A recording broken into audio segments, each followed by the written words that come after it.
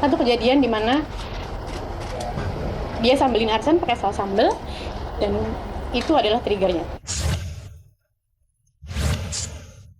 Keempat, Risti menuduh Stuart sebagai sosok yang keras, bahkan tega melakukan kekerasan verbal padanya dan kekerasan fisik pada Arsen. Padahal kenyataannya, baru beberapa bulan lalu, Risti memuji sosok Stuart sebagai pria yang baik, yang mampu merebut hati Arsen dalam tempo yang sangat singkat.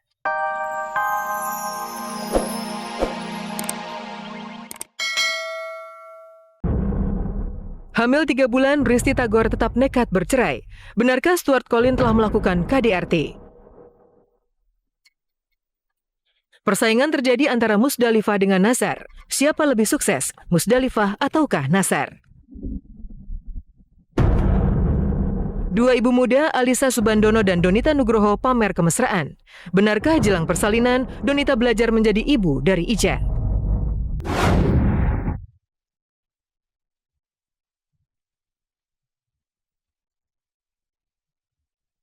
Inilah ironi-ironi terbesar dalam kehidupan artis muda Arya Setia Ramadhani alias Risti Tagor. Di usia 26 tahun yang masih terhitung muda, ia sudah 2 kali mengajukan gugatan cerai. Bayangkan, hanya dalam tempo 1 tahun, 2 gugatan cerai dilayangkan Risti Tagor. Ironisnya, waktu dan tempat kedua gugatan itu nyaris sama persis.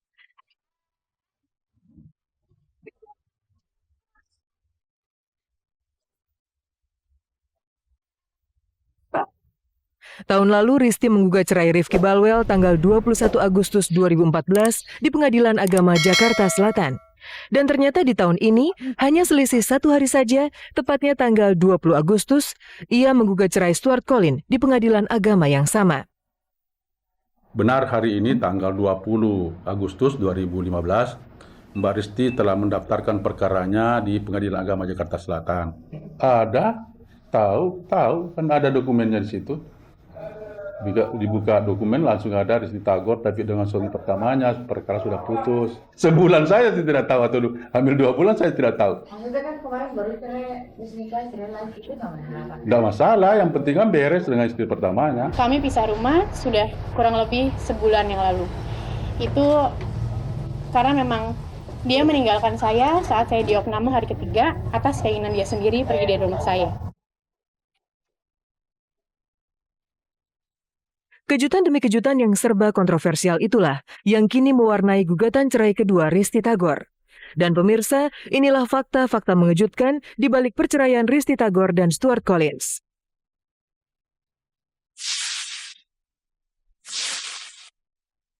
Pertama, Risti Tagor tengah hamil 3 bulan. Sungguh mengejutkan bahwa Risti tetap nekat ingin berpisah dari Stuart, padahal di dalam rahimnya ada janin berusia 3 bulan. Lebih mengejutkan lagi, kondisi janin itu ternyata tengah bermasalah. Plasenta sang janin rupanya turun ke bawah dan sempat melilit. Risti pun sempat dirawat di rumah sakit dan diwajibkan istirahat total selama 1 bulan.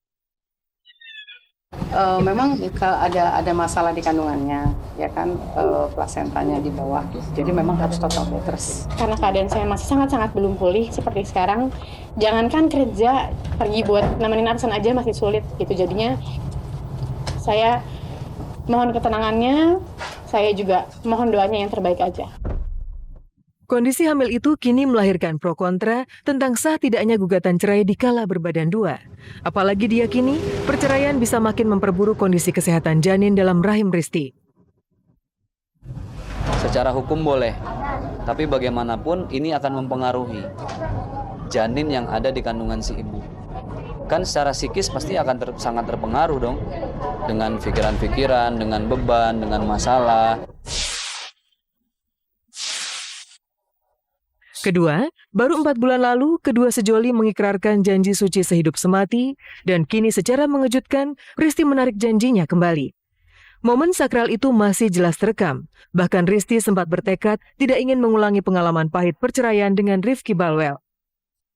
Pertama, dengan segala dosa dan masa lalu aku yang sudah pernah aku jalanin, dengan kegagalan yang sudah pernah aku laluin, aku nggak mau itu terulang lagi. Carilah pasangan yang bisa membawamu ke surga. Nah, insya Allah aku pilih Risti karena dia bisa membawa aku ke surga.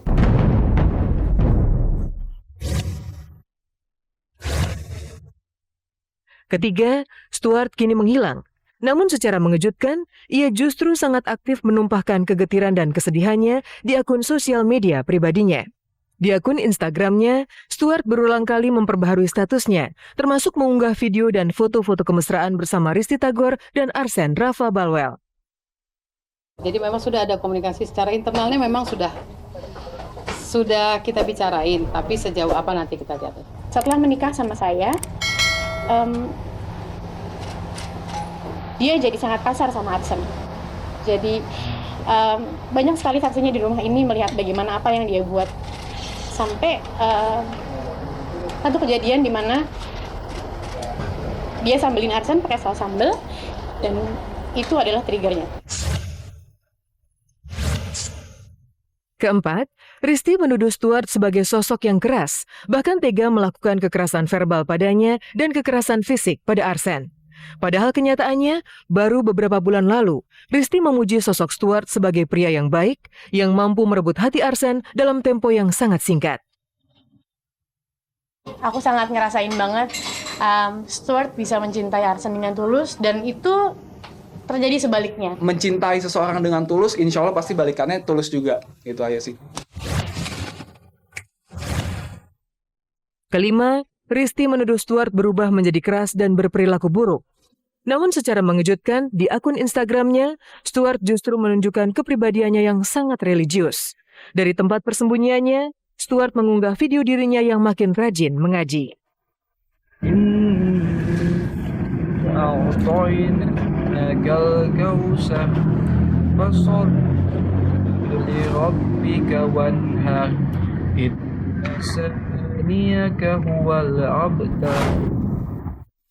Ironi hidup Risty Tagor seakan mengajarkan, pengalaman saja tidak cukup untuk bisa meraih bahagia dalam hidup. Sementara itu, kabar menarik muncul dari Musdalifah dan Nasar. Kehidupan keduanya kini terasa kontras. Saat Musdalifah terus eksis di kalangan selebritis, Nasar justru berjuang untuk sukses sebagai artis. Benarkah keduanya terlibat persaingan diam-diam? Pemirsa, selama 30 menit ke depan, saya Desi Bauman akan menemani Anda menyajikan berita aktual yang dikupas secara lebih mendalam. Karena tak ada kabar yang tak kami kabarkan, karena kami kabari.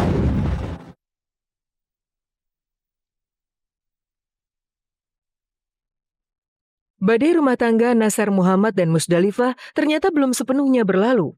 Diam-diam, pasangan yang bakal menjalani sidang cerai tanggal 1 September ini kini terlibat persaingan tajam soal karir di dunia selebritis. Jika sebelumnya hanya Nasar yang kondang di jagat hiburan, ternyata belakangan Musdalifah ikut melejit. Ibu 5 anak itu kini semakin nyaman bergaul di kalangan selebritis dan bahkan mulai menancapkan kukunya sebagai entertainer pendatang baru. Ironisnya, Nasar yang lebih dulu menjadi biduan dangdut, kini seakan malah harus berjuang keras mempertahankan eksistensinya sebagai artis. Persaingan ketat pun terjadi. Lantas siapa yang lebih sukses dan berkilau di panggung selebritis? Musdalifah ataukah Nasar?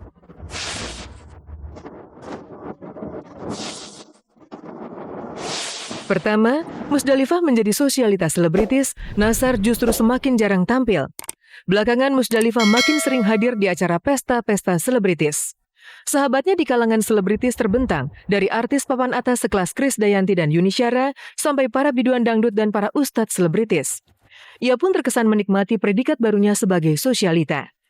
Kemarin di pesta ulang tahun Putri Ustadz Zaki Mirza, Musdalifah kembali hadir.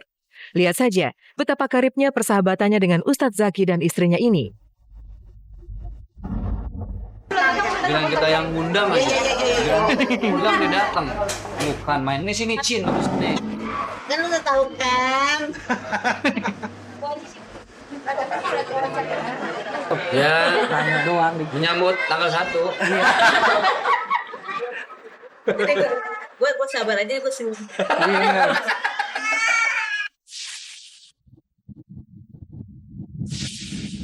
Ketika Musdalifah sukses membangun reputasi di kalangan selebritis, Nasar justru terkesan mengasingkan diri. Tak pernah lagi ia terlihat di acara pesta-pesta selebritis dan makin jarang warawiri di layar kaca. Ia sempat pulang ke kampung halaman di kota Bandung dan mulai merintis usaha rumah makan. kecil-kecilan aja, itu mah pelan-pelan aja. Yang penting 1.000-2.000 bisa bakal bangun rumah gitu ya, bisa bakal buat ya. Pokoknya mah kecil-kecilan aja lah. Yang penting mah kita ada tabungan, ada jadi